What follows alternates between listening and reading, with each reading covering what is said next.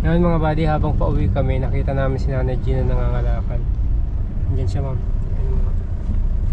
Diyan siya, nangangalakal talaga siya. Sa gilid, sa gilid.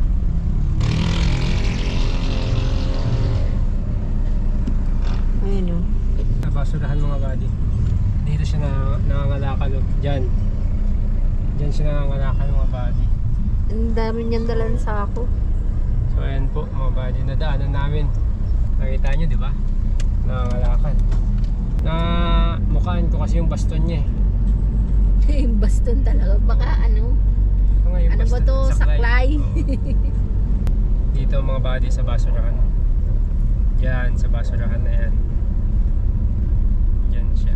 So, Parang may dala na siya sa ako. meron na siya sa ako eh. Ano yung mga kinukuha niya dun? Bote? Mga Bote, plastic. Basta ano, mabibenta niya. Ayun na siya. Ayun na siya. Asan? Yan o. Dahil screw. Ayun o. Ayun o. Ayun. Tingnan nyo mga buddy. Hirap yan. May saklay pa yan pero nangangalakal. Tamo. So, Hindi niya tayo namumuha. Naanuhan. Ayun na. Yun na Gina. Sa parking po. Sa parking po. Punta po kayo sa parking, Nay. Opo. O, pupunta kayo sa parking Sa po. parking lang po. Oh, madilim. Ito, madilim. malaki to eh. Hindi nakikita yung ilaw.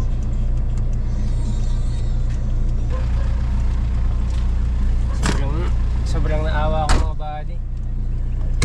Pag makakita ako ng mga ganun nanay na nag-ano, nangangalakal. Kasi lang mag-isa. Ay, ka naman sa katong mo. Ano yan? Ay, ka naman gabi-gabi na. Yes.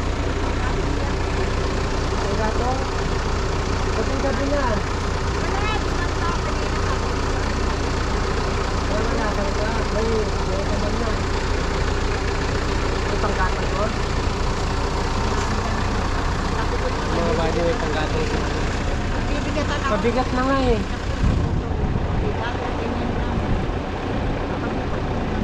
Babalik ka pa dun bukas sa may basurahan kanina. Kita nadaanan kita. Oo. Kumain ka na ba? Hindi pa? Mga buddy, si nanay oh, may panggatong siya oh. Wala ka na bang panggatong doon?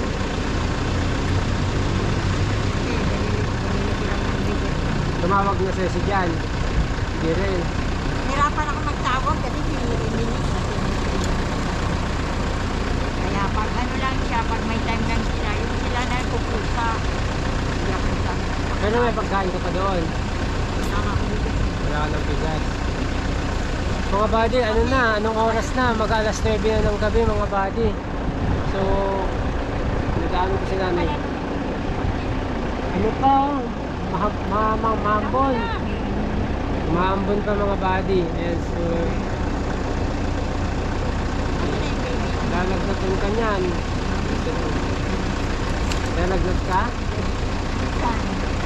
Lamig kasi ng Ang hangin. Mga buddy, ano po, paglabas ko kanina, mahangin tapos mahambon. Parang ano mga buddy, kinukontrol puso ko, nakita ko si nanay doon. Wala ko naman, kanino kayo sasakyan yung winter ang tabi. Lagi ka ba doon nangunguha, Nay? Lumaan ako doon. Ito, nakita mo ito, panggatong. Sa mga buddy, may mga ano siya, may mga karton, plastic. Wala ka. Sasakyan, hindi Ayan. lang winter. Ayan o, mga plastic mga buddy. Magkano na yan? Kasi si John ang nagbibenta, kaya manira. Si Jan ang nagbibenta. Pagbalik naman ni John, nagmamadali din sila. Hindi ka pa niya napadalhan? Problema kasi siya. Kaya Ano? ayoko na kaya sa cellphone niya, kinuha ni Kuya Renji.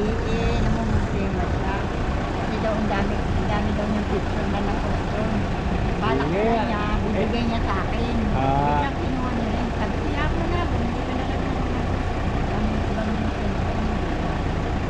Sabi rin Ibibigay niya sana sa'yo yung cellphone na yon. nakikinig din nga sa inyo, sige, bumili ka na ng bagong cellphone.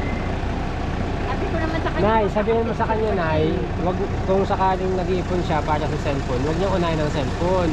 Pagkain, yung kabuhayan na una. Wag mo na yung cellphone. Saka parang kanina sa doon na ano na siya doon. Pinapalakan niya yung sabay-sabay na sa akin. Para pag nag-ari siguro. Doon siya mag-aaral. Eh, baka pag nag-aaral sa yun, dalhin ka din niya doon. Mas maganda. Yung mga buddy, gabi na rin at yan, uwi lang doon namin. O, bili ka na lang ng ano mo doon. Uwi rin na kayo. Oo, ano yun? Namahan ka ng mangga. O, bili mo yung pagkain mo ha. Bigas, bili ka ng bigas na eh. Kasi pag nagluto ka ng... Baby mo. Ano yun? Pag nagluto ka ng umaga hanggang hapon na yun, may ha? Oo nga. Uwi na kayo. Mahamog, wala kang payo? Wala kang payo? Ako. Wala akong payo dyan eh. Sa akin, O, sige na eh.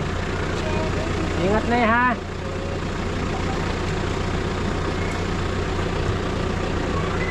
Ingat. Yun mga buddy at ano, nakakaawa din. Ikaw Ate Angel, sa'yo.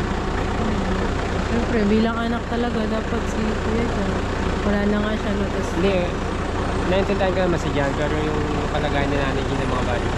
Ayan, huwag niyong masamain mga buddy kasi maraming naiinis ka Nanay Gina, maraming yung bang pupunta lang dyan, manghihingi. Hindi po mga buddy, ako nagsasabi sa inyo na nangangalakal talaga siya. At yun, naabutan natin ng mga buddy, naaktuhan natin na talagang nagkakalkal siya dun sa basurahan kanina. So, hindi lang kasi ako pwedeng huminto doon sa gitna kasi nga, ano lang yung mga buddy, maliit na kalsada, magkakatraffic tayo, kaya umikot po kami. So, yun. Tapos yung mga nagsasabi po na props lang ni Nanay Gina yung binibit-bit niyang saklay. Hindi po mga buddy, nakakalakad talaga siya. Yung isang paa niya kasi balik po, ano siya, yung buto niya balik na ganyan. So, pag matagal niya na inaapak, masakit, kaya nagsasaklay na siya. Pero nakakatayo po siya talaga, nakakalakad siya ng mga ilang metro ng malayo, ng walang saklay. Kasi yung ano, nasa video ko na yan eh, nakabalik ko yung paa niya mga buddy kasi nasagasaan daw yung dati nung natutulog sila sa kalye. Natulog sila sa likod ng sasakyan na atrasan yung paa ni Nanay Gina. And then, tinakbuhan din sila. So yun, kung makikita niyo po, nakabalik ko talaga yun. Kaya ako parang ano si Nanay, parang pinay maglakad. Kaya ano nga eh, parang bibigay pag titingnan ko yun. Pag sumasakit daw, kaya siya nagsasakit. So, nakakaawa ng mga buddy. Minsan, binabasa ko yung mga comment nyo.